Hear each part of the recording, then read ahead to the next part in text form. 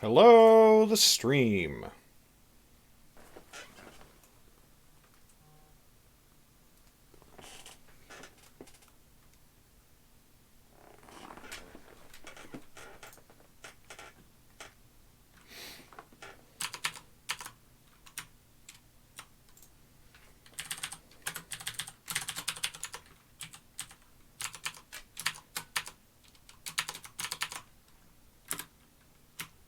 Chapter 3. The rest of the morning passed quickly, if... Oops, need my manuscript.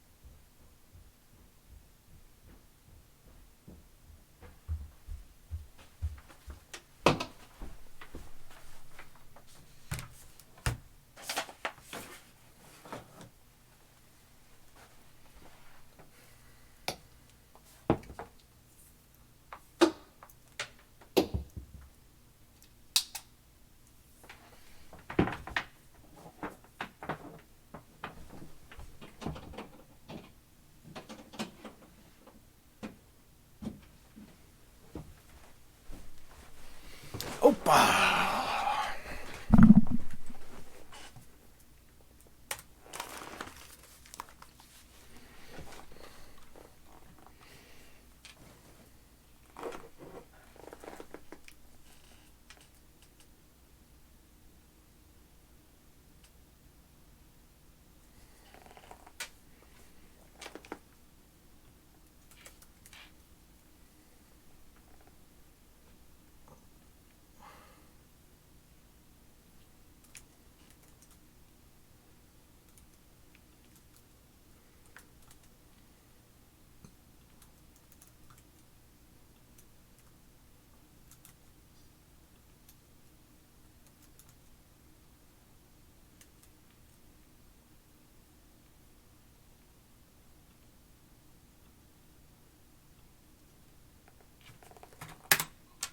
Chapter 3.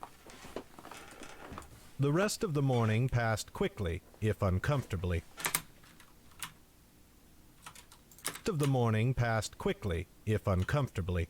Eben tried to pay attention as Perrin laid out the studies he would need to complete, and he retrieved a book from the shelves at the instructor's commands. But though he sat for hours staring at the first page, the words had become a blur before his eyes. He could see only Zane's dark gaze.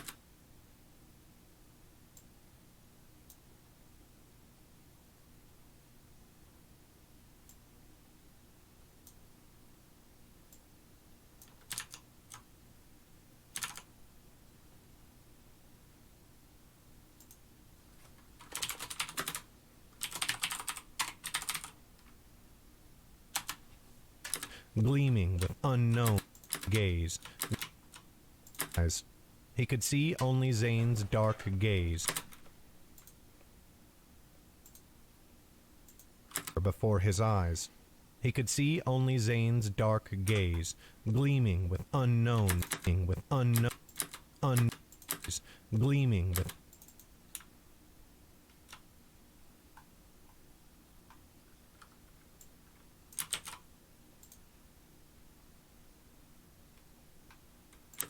gleaming with gleaming with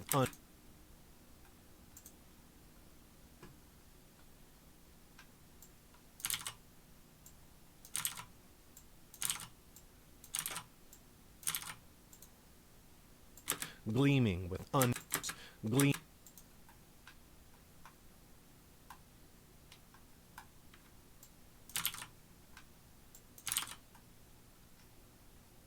dark gaze, gleaming with unknown malice.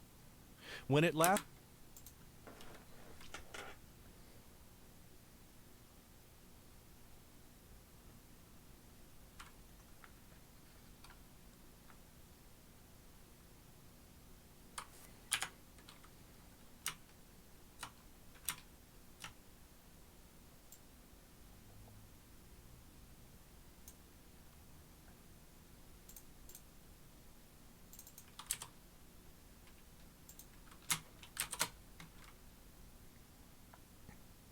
Hey, what's up, Novelith? Welcome to stream.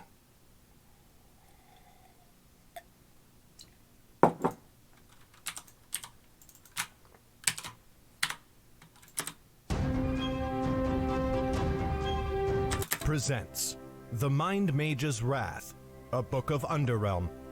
Book...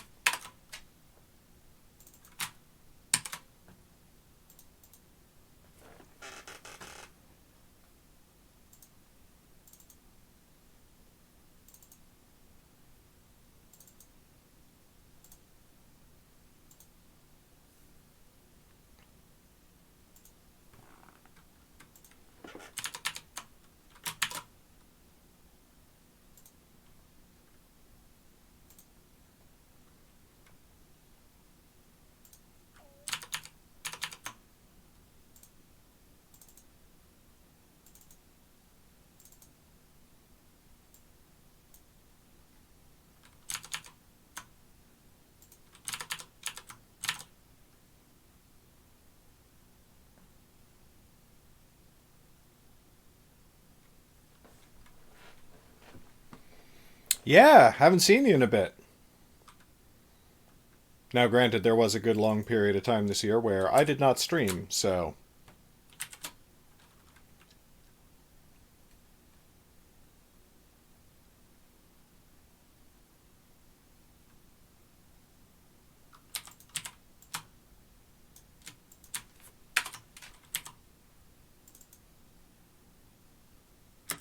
who is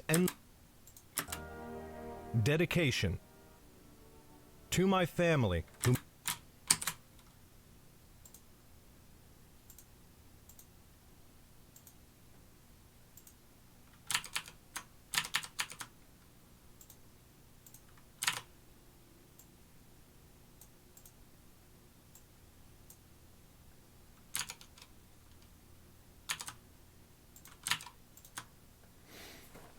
Oh, yeah, no problem. Good to see ya. Thanks for dropping by.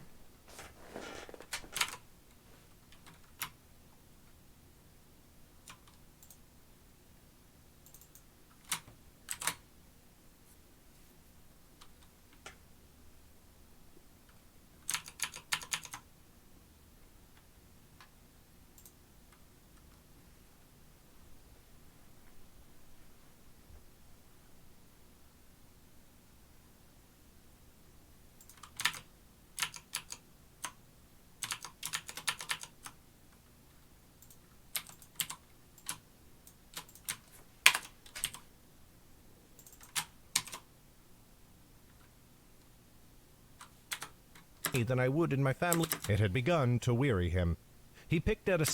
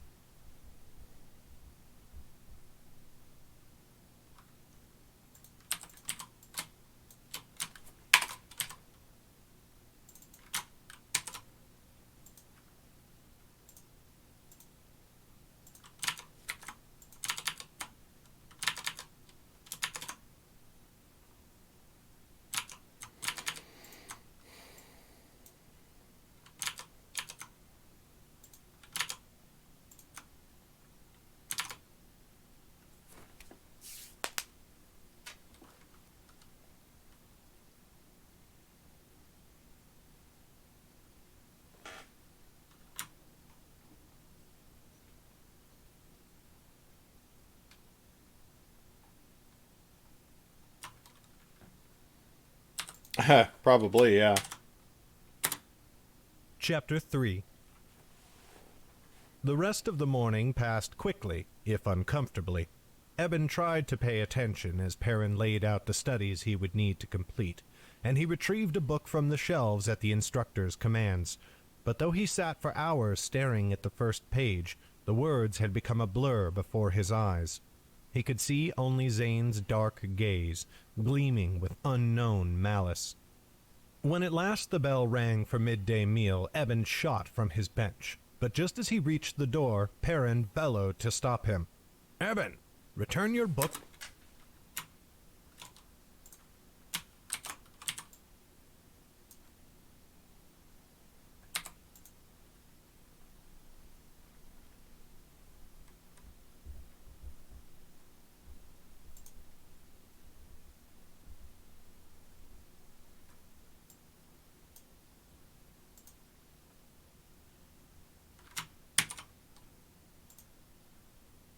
Him. "Eben, return your book to its place on the shelf." Eben turned sheepishly to do as he was bid. Several other students had been about to leave their books out as well, but quickly they scrambled to return them. Though he might have imagined it, Eben thought he felt Perrin's careful eye upon him as he returned the book and fled the room. Only then did he break into a run, flying through the citadel towards the dining hall. He found Calum and Theron standing in the food line and fell into place beside them. He had little desire to eat, but neither did he want to be alone. Something of his mood must have shown in his face, for Calum frowned in concern.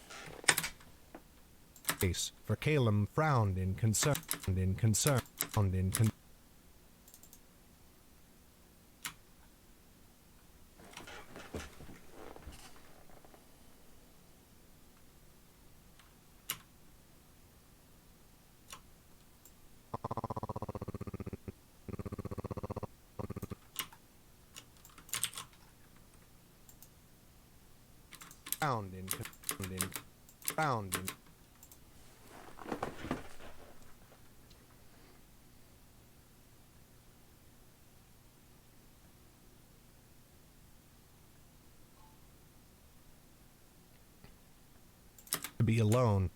Something of his mood must have shown in his face, for Calum frowned in concern. "What is wrong? You look as though you woke this morning to find yourself a wizard no longer." "Oh, it is no great matter," said Eben bitterly. "Only that the new dean seems to despise me even more than the old one, and just as with Cyrus, I have no faintest idea why." "What?" said Theron, arching an eyebrow. "What do you mean?" Eben told them all that had happened, doing his best to convey in words the hatred he had felt in Zane's eyes. Calum shook his head mournfully. "That seems ill fortune. I wonder what it is all about." But Theron rolled her eyes. "I think you may be imagining things, Eben. It seems far-fetched that he could so quickly detest you, though I have no doubt he will learn to, once he knows you better." "This is no jest," said Eben irritably. "You doubted me when I told you of Dean Cyrus's treatment. Do you recall how that turned out?" His body still bore the fading bruises from when Cyrus had attacked him. I'm listening for anything. It's already been edited by an editor, so I'm doing a final listen through to make sure that none of the book has been accidentally removed, which is actually a lot easier to do than you'd think. And then to just listen for any final audio issues that catch my ear. Bruises from when Cyrus had attacked him. As Theron's eyes fell in shame, Eben's guilt grew in response. She felt remorse that she had let Cyrus strike Eben with his mind magic, but she did not know what Eben had done. But she did not know.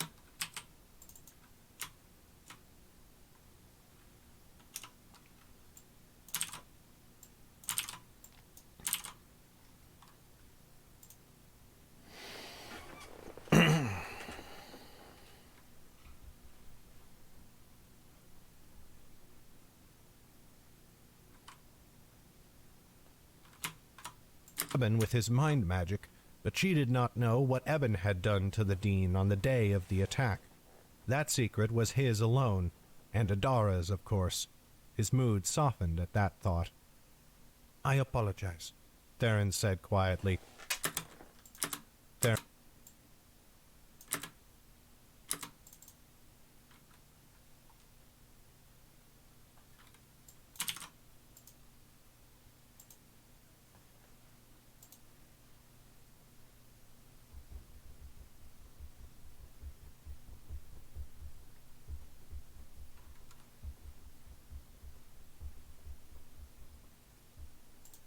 "I apologize," Theron said quietly. "If you say that is what happened, I believe you." "Think nothing of it," Eben muttered, unable to meet her eyes. "If Zane indeed has animosity toward you, there must be some reason," said Caleb. "I will see if anyone knows what it might be. In truth, I know little of the man, beyond the fact that...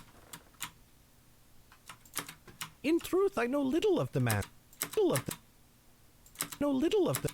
Little of the...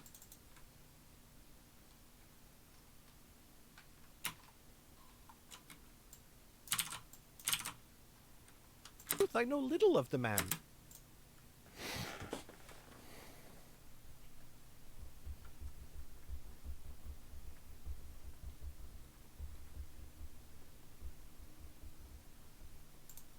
I know little of the man, beyond the fact that he is favored by the High King herself. "I shall ask about as well," said Theron, "though I do not have many friends." At the front of the line they fetched their food and sat to eat without speaking further. But Eben's appetite had gone.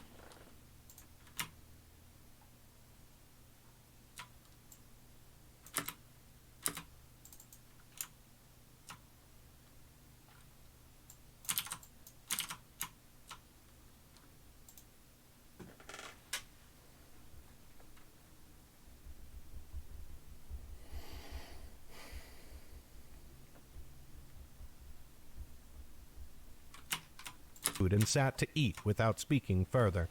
But Eben's appetite had gone from little to nothing, and he could not force himself to eat much of the soup. He gnawed at his bread instead, chewing until it was a soggy mess in his mouth. Theron scooped up the last of her soup, slurping it noisily, and then shoved the bowl away. "A fair meal today. I think they have started cooking better since we returned to the academy, no doubt in an attempt to raise our spirits.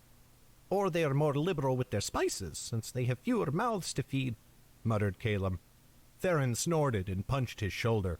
"Still such dark words. That sounds like something I might say. Here is something that might cheer you. I have changed my schedule. Hereafter I shall spend my afternoons in the library with you." Caleb grinned. "So that is why you said we would speak in the library this afternoon. I had wondered." This afternoon.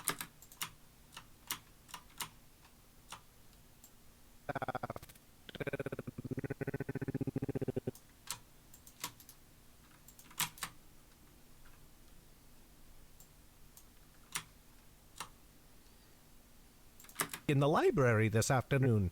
I had...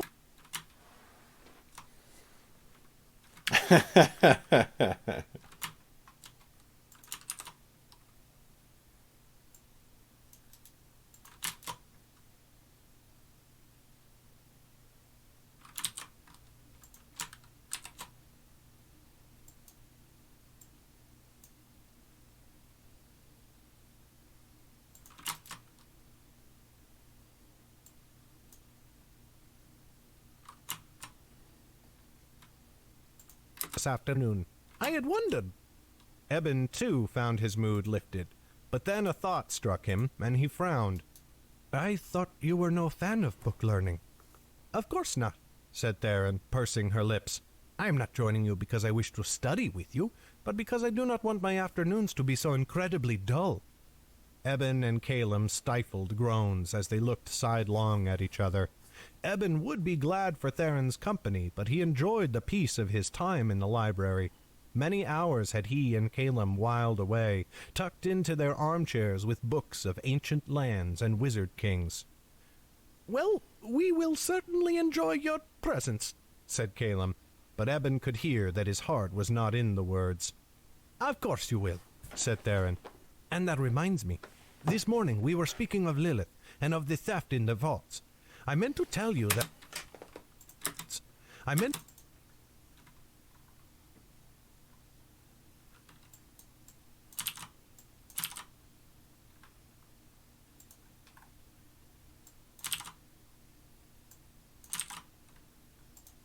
vaults. I'm in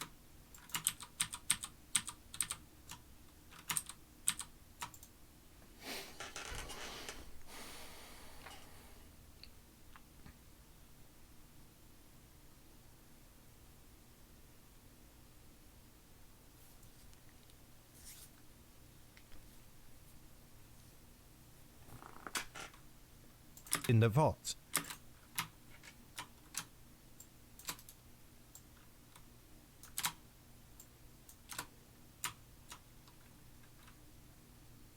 And of the theft in the vaults. I meant to tell you that someone stopped behind Eben, abruptly enough that their shoes squeaked upon the stone. The vaults. Eben turned. Behind him stood Creedell. The thin-faced, wheedling instructor wore a vacant look. He turned to them all, his eyes fixed on Theron. "The vaults," he repeated. "Yes, instructor?" She raised her eyebrows. "My servitude is in the vaults?" Brows.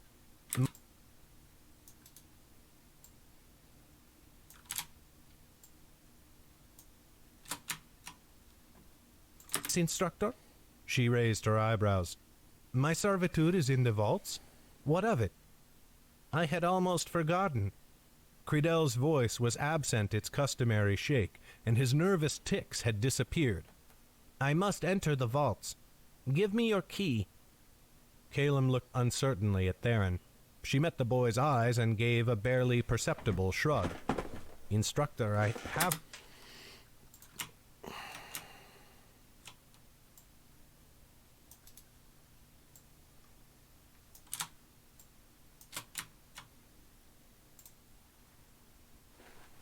Perceptible shrug.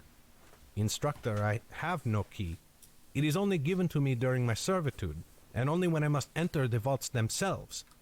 "The vaults," he said, more urgent this time. "I must enter them. Give me your key." Now Theron was growing exasperated. "I do not have one," she said, very nearly snapping at him. "Besides, you are an instructor. If you have academy business within the vaults, you can enter them yourself. Eagle will admit you, but I do not have the key." Her last words crackled, and Creedell jumped at last.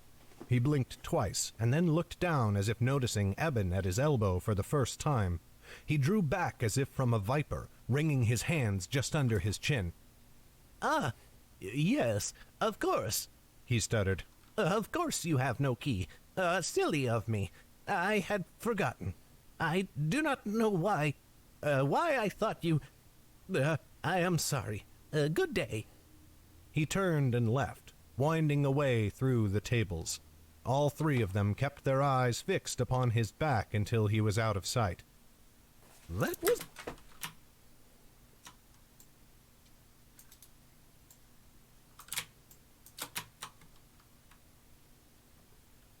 Till he was out of sight. "That was most odd," said Caleb. "Bizarre," agreed.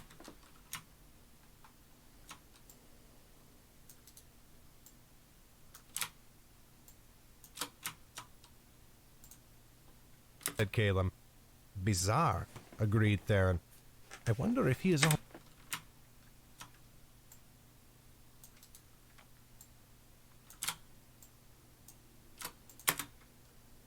Agreed Theron. "I wonder if..."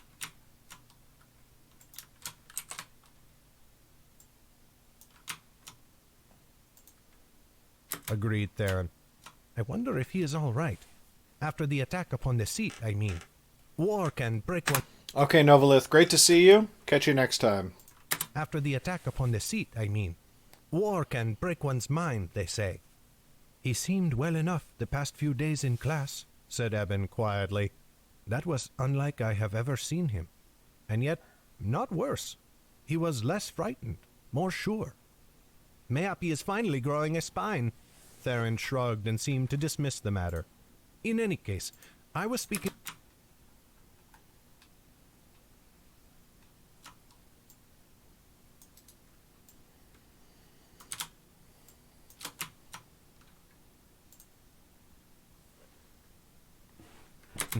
Theron shrugged and seemed to dismiss the matter.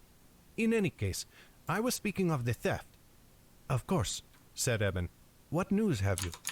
Well, few students perform their servitude in the vaults, but Lilith...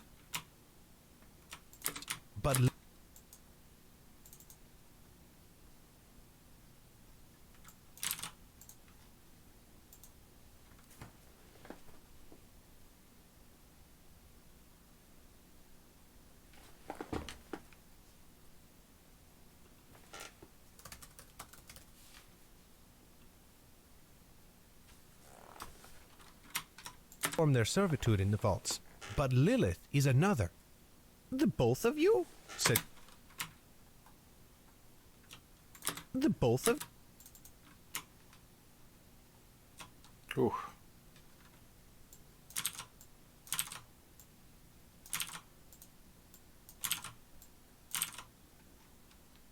The both...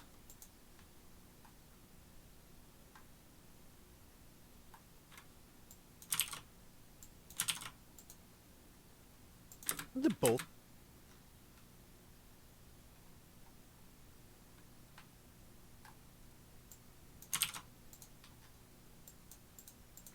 The both of...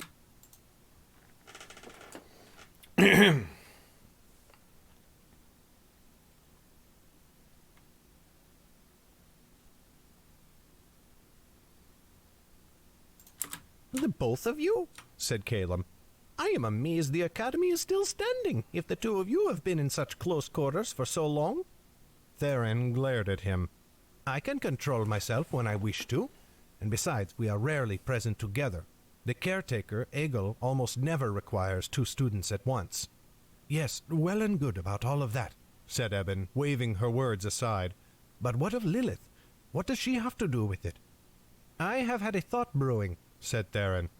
Mayhap it was some member of the Academy's faculty who carried out the theft, but it could also have been a student. And if it were a student, who better than one who performs their servitude in the vaults? Such a one would know better than any other how to do it. Caleb looked at Eben, his brow creased with doubt. That seems a far reach, Theron. What student would dare... What...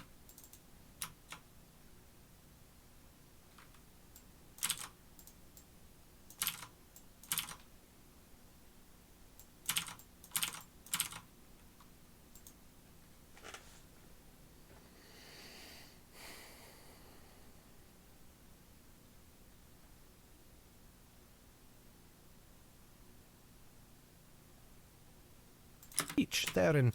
What student would dare risk such a thing? Even Academy faculty might think twice about trying to breach the vault's defenses. Yet many of us are more powerful than our instructors, said Theron. I am stronger than any mind mage here, especially now that Cyrus has vanished. Lilith is at least as great as... Vanished. Lilith...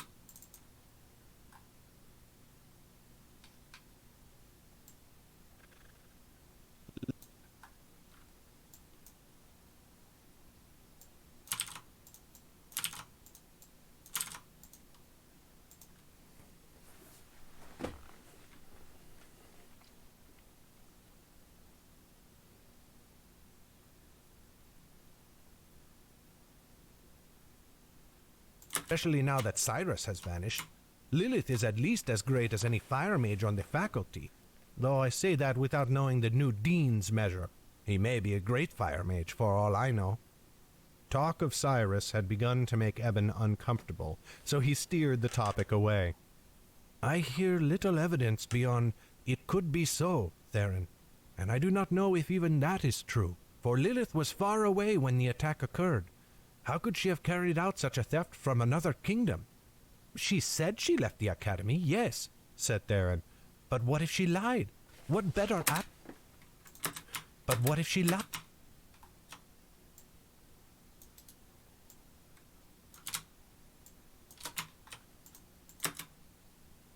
Academy, yes, said Theron.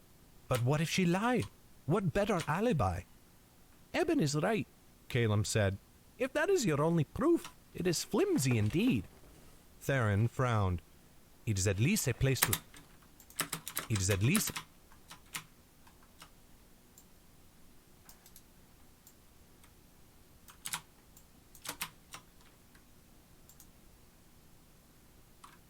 Theron frowned. It is at least a place to start. To start what? Said Eben. She looked at him with wide eyes, as though the answer was obvious. Why, to find the...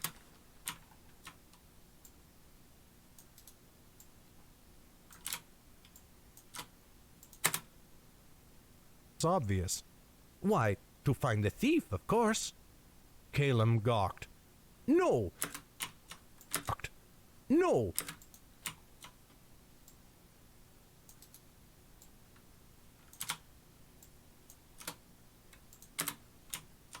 Gawked. No, we are not engaging in another mad scheme, Theron. If the theft is indeed a matter of great worry, then let us... But just then the bell rang, and the dining hall filled with the sound of scraping benches as students stood from their meals. Almost chipper, Theron jumped up to bring her dishes to the kitchen. Caleb growled and followed her. Eben went with...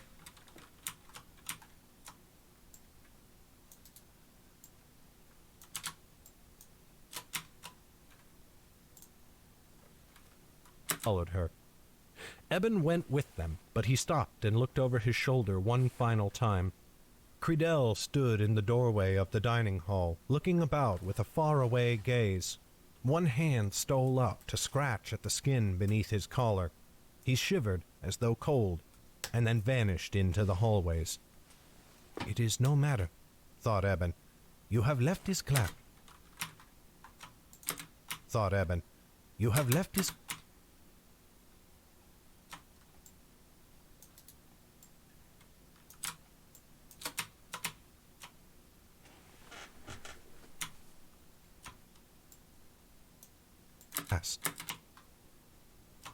It is no matter, thought Eben.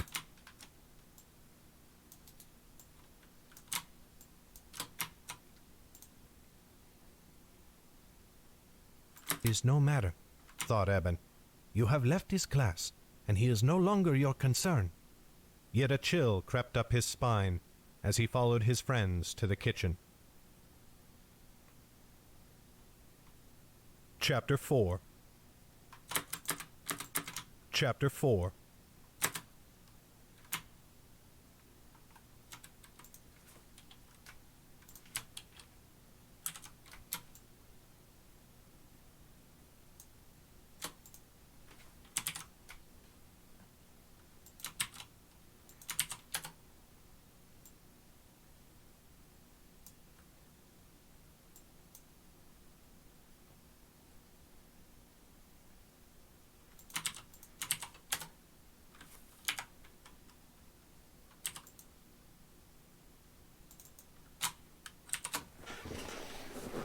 Hey, done chapter.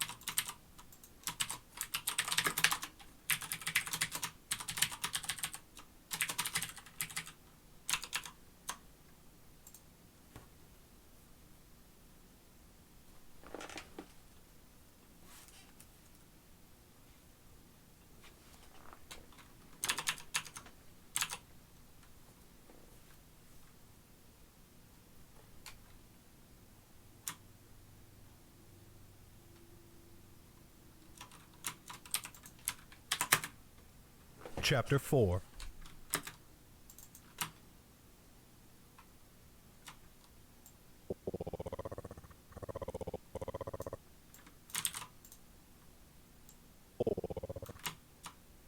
Chapter 4.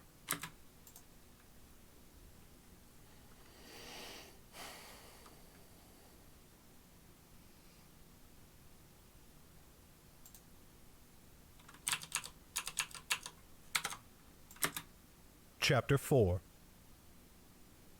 Later, in the library, Caleb and Eben introduced Theron to their nook on the third level. Predictably, she seemed to think it boring.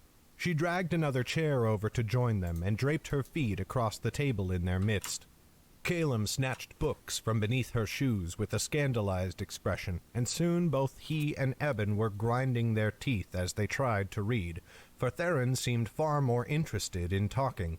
Though they tried to give her only short, one-word replies and thus dissuade her from speaking, Theron refused to take the hint. Soon Eben felt himself at the breaking point. He leaped to his feet and scuttled away towards the bookshelves, muttering something about finding another reference book for a report he was writing for Instructor Gia. Once safely ensconced,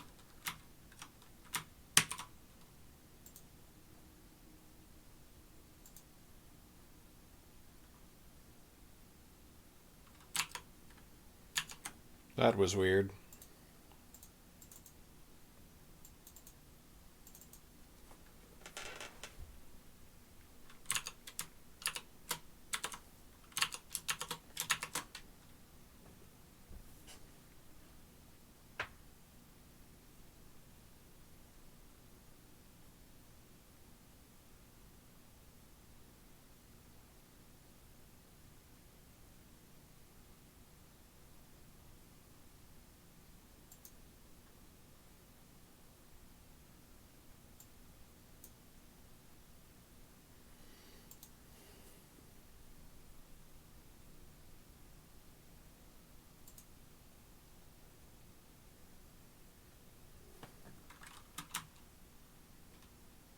Why are you doing this? in the bookshelves and out of earshot point. He leaped to his feet and scuttled away towards the bookshelves, muttering something about finding another reference book for a report he was writing for Instructor Gia. Once safely ensconced in the... Once...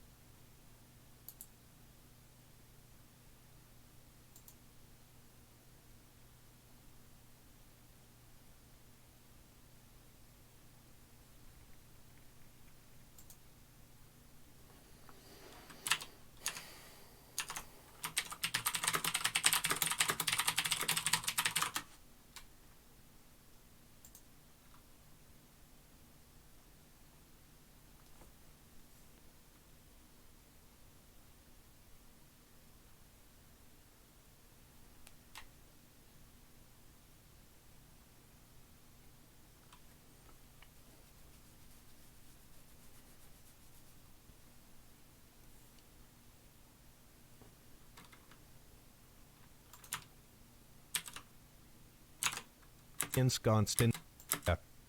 Once safely in... Once safely...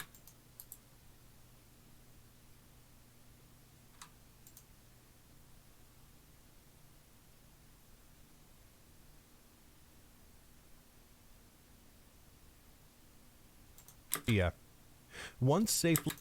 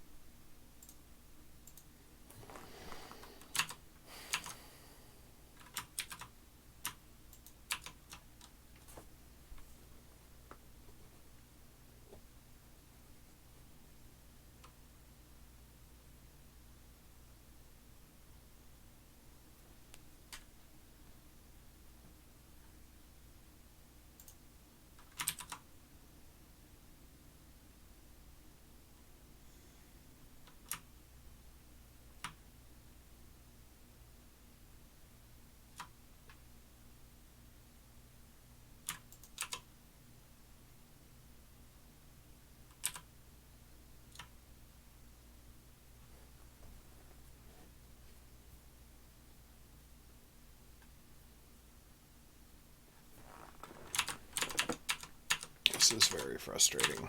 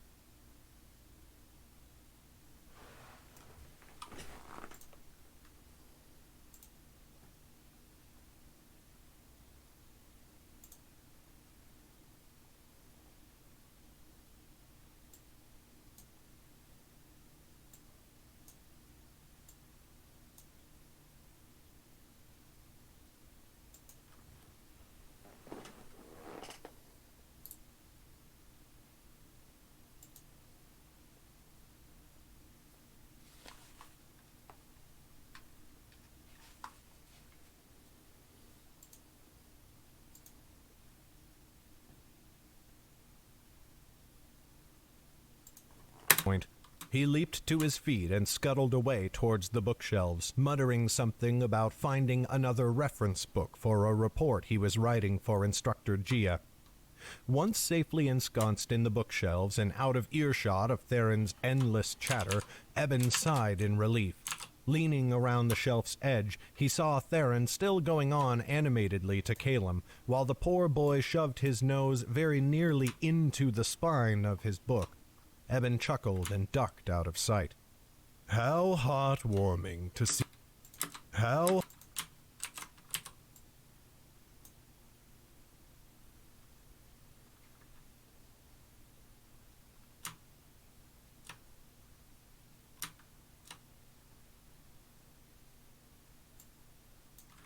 Oh, would you look at that?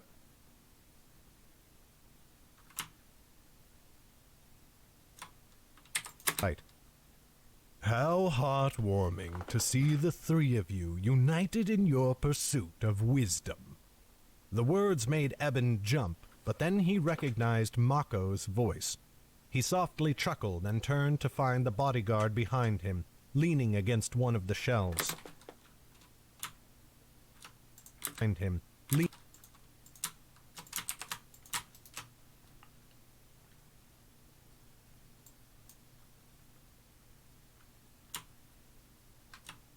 to find the bodyguard behind him, leaning against one of the shelves. Mako was clad all in black, black shirt beneath an even darker leather vest, and tight leggings that paraded his wiry muscles. Black, too, were the scabbards at his waist, where his long and cruel daggers rested. Mako, it has been some time since last you visited me. Well, war blazes across Underrealm. Mako waved an airy hand. I have been here and there and most places in between. And now you return. To what do I owe the honor? To this, said Mako, reaching within his vest and producing a letter. Eben shook his head and took it. He had never fully understood Mako's role within the Drayden family's business, and it still confounded him every time he saw the bodyguard running messages like a simple courier. The letter bore his family's seal, and Eben's heart skipped at the thought that it might be from his father. But no, Shay Drayden had a personal seal. Eben peeled the letter open. Dearest brother, there are not words in all the tongues of the 9 lands to describe how angry I am with you. Why is it that the first letter I received from you did not come until the High King's enemies had invaded the seat? 2 months you had to write me a letter, and yet you did nothing. You are an inconsiderate lout and a brute besides. That said, I am...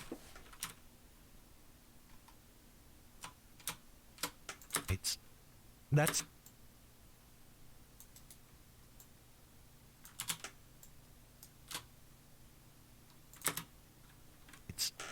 That said,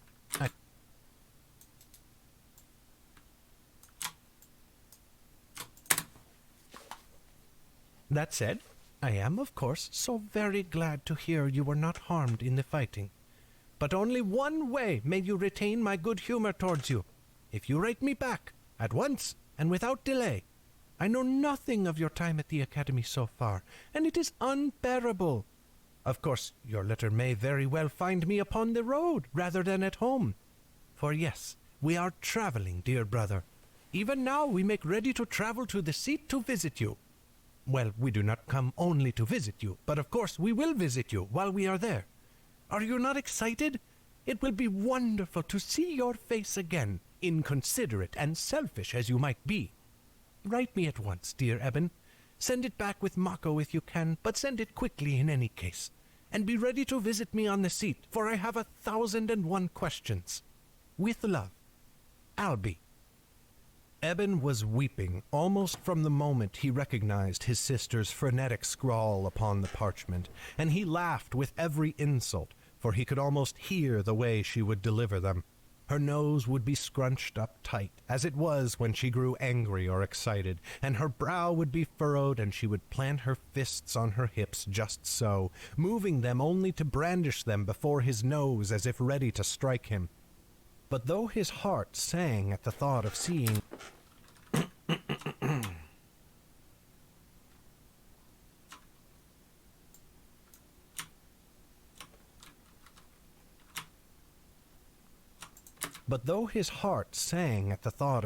Albie again, it darkened, too, at the thought of his family. If the Dradens were returning to the seat, his father would be there as well. Shay had been against Eben's coming to the Academy from the first. Might he use the attack as an excuse to withdraw him? Eben turned to Mako. Albie says they are coming to the seat. Do you know when they will arrive? Sometime before year's end, certainly, said Mako. But that is just around the corner. Of course it is. Cruelty lurked in Mako's grin, buried behind an indifference that Eben thought must be feigned. That means they will be able to celebrate the holiday in your company. Mayhap they can even meet your little Academy friends, though no doubt there are some other, more private friends you would rather keep hidden? His grin widened. Adara sprang to mind, and Eben felt color in his cheeks. I am surprised they would wish to visit the seat so soon, he said, changing the subject for his own benefit as much as Mako's distraction. Many think it dangerous here. Some parents are even bringing their children home. The attack upon the seat was a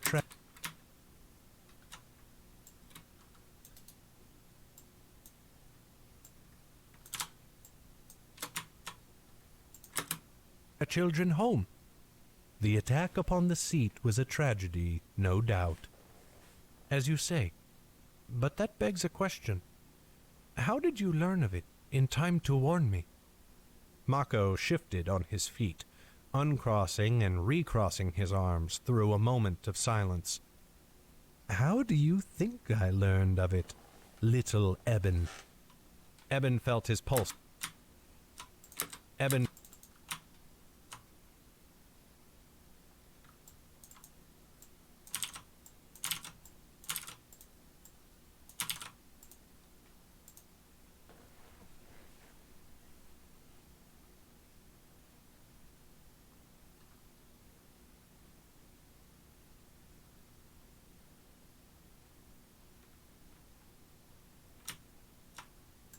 Little Eben. Eben felt his pulse quicken, and his breath came shallow. Did you hear of it from someone in our family? Hey, what's up, Dredd? Mako snorted. A Drayden? No. This may shock you, Eben. Snorted. A Drayden? No. This may shock you, Eben, but I have friends outside our clan. Well, I say friends, of course, though they might not agree. But in any case, brigands and ne'er-do-wells are of a kind, and through us news may travel from one end of Underrealm to the other, faster than a bird's flight. That was not quite an answer, Eben realized. Did the family Drayden have aught to do with the attack? He pressed. Just before that day, Cyrus confronted me in a rage. He seemed to think Halab was plotting... If he spoke those words, then he was a fool in truth, said Mako vehemently. For years I called him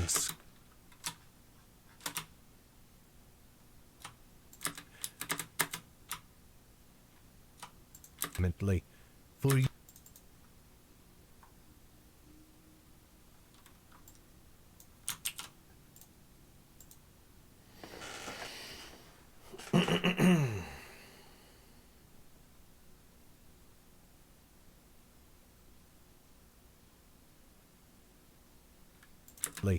For years I called him scum and untrustworthy.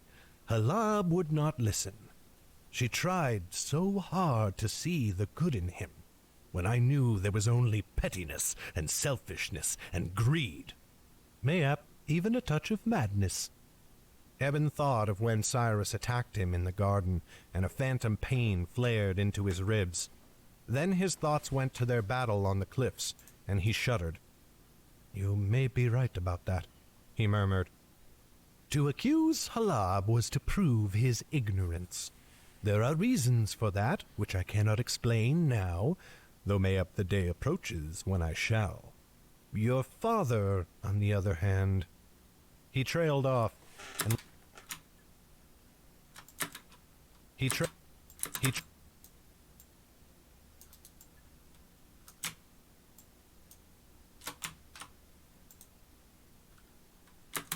Your father, on the other hand... He trailed off, and when Eben looked up, he saw the man regarding him with a keen glint in his eye. What of him? He was the one who had me deliver the parcel to that inn upon the seat. Are you saying that played some role in the assault? Mako laughed, but softly, for they were still in the library. Your question is absurd. Not because of its premise, but because you think I would tell you if you were correct. That is no answer. It is not meant to be. Mako pursed his lips at Eben's scowl. Oh, very...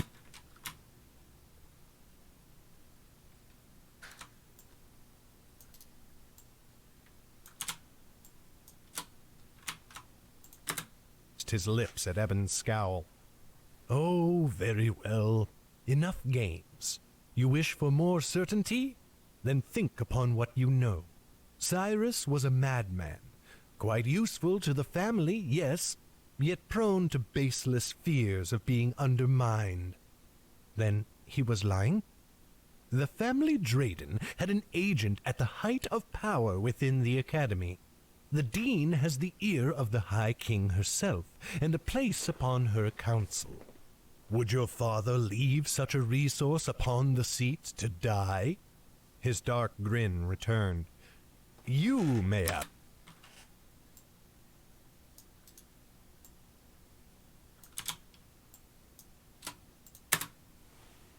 Grin returned. You...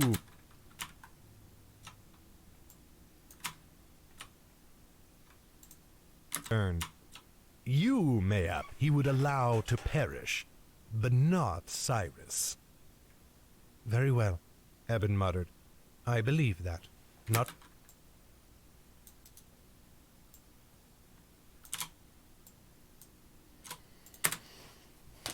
Eben muttered. I believe that. Not for your words, but for the truth you speak of my father. Mako gave a mocking bow. You are too great.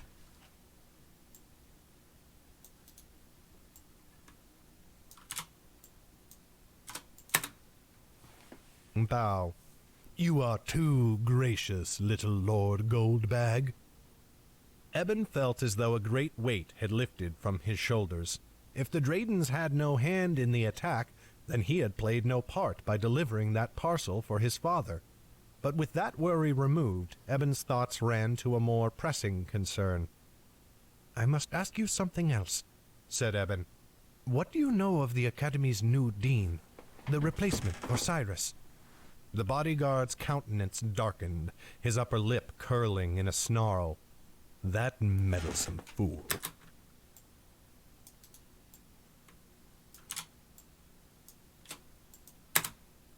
Snarl. That meddlesome fool. You would do well to stay away from him. That choice may not be mine.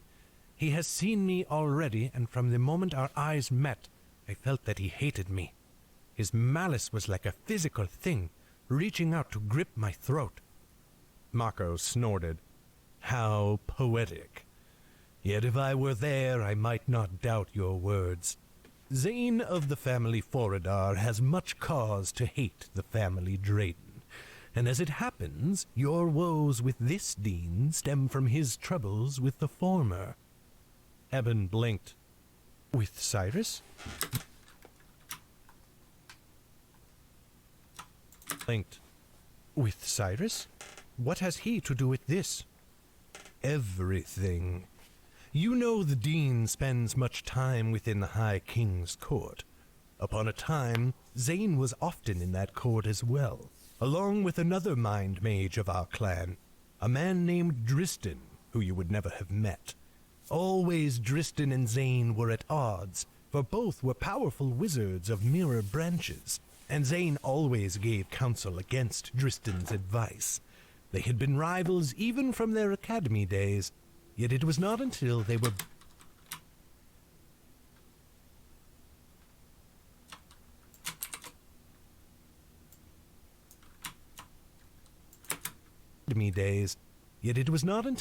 both grown that their rivalry blossomed into violence, invited by Zane's own arrogance. There was a duel, a wizard's battle. Hey, Tazmakan! Greetings! Welcome to the stream. A wizard's battle. Dristan received aid from Cyrus and another still more powerful wizard. When the duel was finished, someone lay badly hurt, but it was neither of the contestants. Zane's magic spun out of control, striking a bystander with no stake in the fight.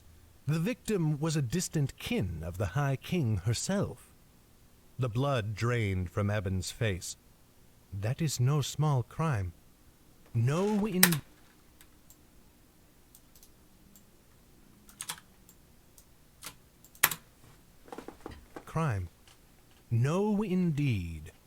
Constables and mystics pursued Zane from the seat and across all the 9 lands. But now, for reasons beyond understanding, the High King herself has pardoned him. Something to do with this war that now engulfs Underrealm, though I have not learned any details. And now that he is ensconced in power again, he hates the family Drayden. He blames us for his own failures, his own weakness. Thus, if you have earned his ire, I warn you, hide. He is an eagle and you are a mouse. Do not provoke him. Do not even speak with him, if you can help it. I have no wish to spend any more time with him than I must, said Eben, shivering. But he was thinking of Zane and Cyrus and their duel. What might Zane think if he knew Eben had killed Cyrus in the end? But now Mako was looking at him keenly, and he forced himself into a steady calm. But this is an unreasoning cause for hate. I am not Cyrus. What happened to Zane had nothing to do with me. Mako shrugged. You are a Drayden, even if not by your choice. Every great family has some dark deeds to their name, and your best intentions do not pardon the actions of your kin. Eben sagged against the bookshelf, his head lolling back to strike the leather spines. Another dean whose hatred of him he could neither explain nor hope to alleviate. His life seemed a sad mockery, a jester's play. His hands clenched at his sides. Mako, for his part, seemed to be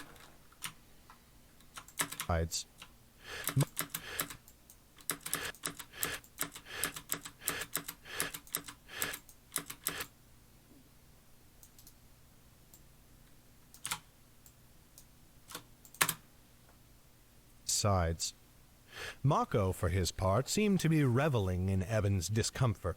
He smiled again and then straightened. Well, I came only to deliver a letter. Now I must be on my way.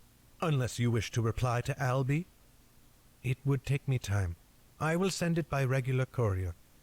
I am grateful for the letter, and for the truth about Zane. It was my pleasure, truly, said Mako with a flash of his teeth. But then his eyes drifted past Eben, and he grew somber. As for your other question, about the attack on the seat, you know the Dradens are not the only wealthy family in Underrealm. He nodded, his gaze still fixed on something over Eben's shoulder. Eben turned. There, a few shelves away, was Lilith, half hidden by gaps in the books. Eben turned quickly to Mako. Are you saying...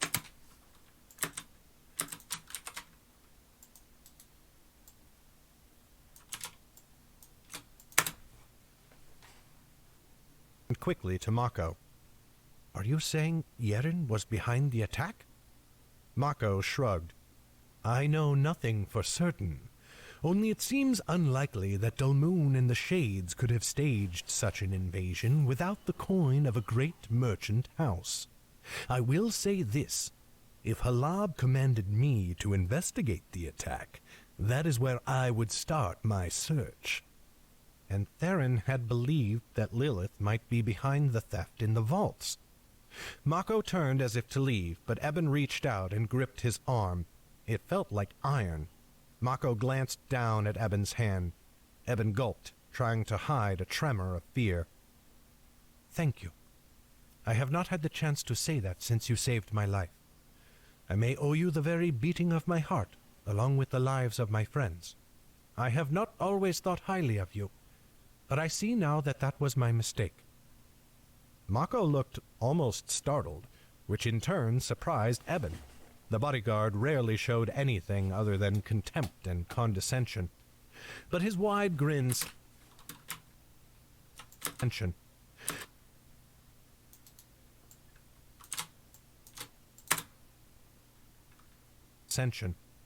But his wide grin slid back into place. Slid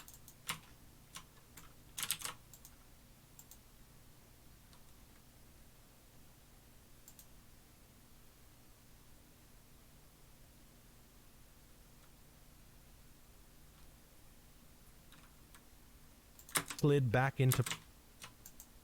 Wide grin slid back into place after only a moment, and he flicked 2 fingers in dismissal. That is no mistake on your part. Few think highly of me, especially among the wise. And if I saved the lives of some within the academy, well, then, it was an accident. I had only hoped that you would be around a little longer at least. You are so amusing, after all.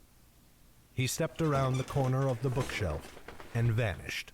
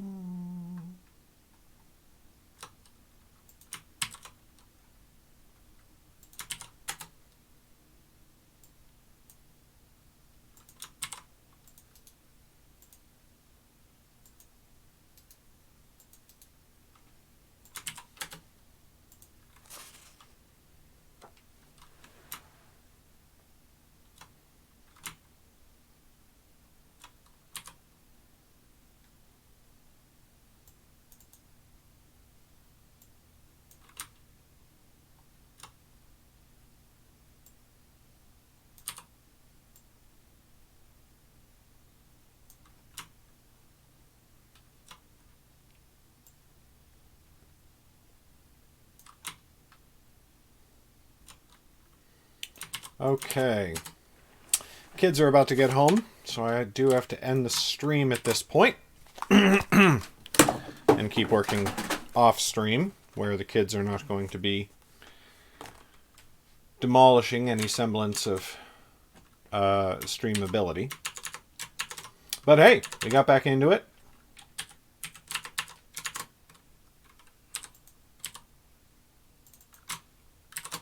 That's pretty cool. And I'm going to try really hard to wrap up this book this week. Which is a tall order. But we're going to go for it. Oh, no sweat. I was only streaming for, well, not that long.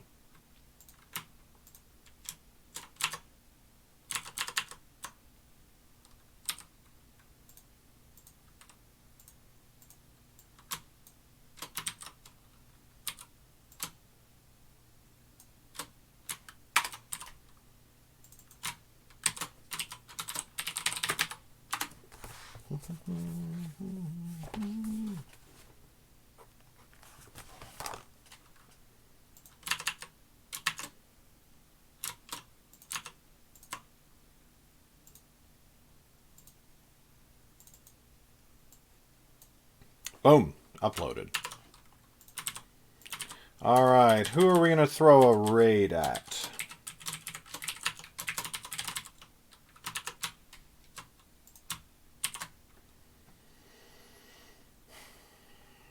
Oof.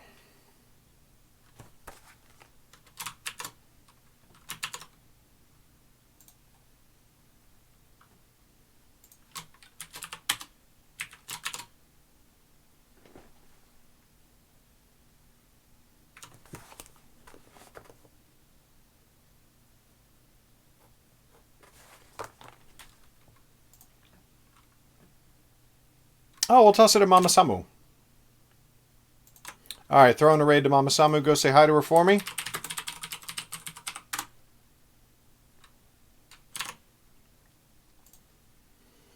And I will be back streaming again first thing tomorrow morning. I don't have any more monthly administrative stuff to do tomorrow, so I should be able to start stream at like 8 or something. Get a good long stream in. Until then, catch you next time. Bye.